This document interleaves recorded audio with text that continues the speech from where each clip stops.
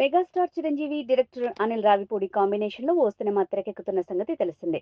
ప్రస్తుతానికి మెగా 157, చిరు, అనిల్ వంటి working titles తో పిలుస్తున్నారు.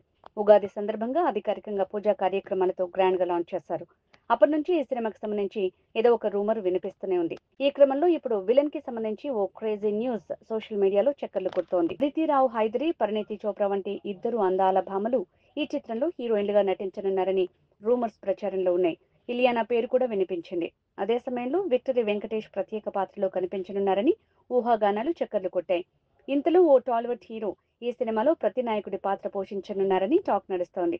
చిరంజీవి 157 సినిమాలో young hero Kartikeya villain character లో కనిపిస్తారని రూమర్స్ వస్తున్నాయి. ఇప్పటికే సంప్రదింపులు జరిగాయని, నెగటివ్ రోల్ చేయడానికి హీరో కూడా రెడీగా ఉన్నారని అంటున్నారు. ఇదే నిజమైతే ఈ ప్రాజెక్టు మరింత క్రేజీగా మారుతుందని మెగా అభిమానులు కామెంట్స్ చేస్తున్నారు.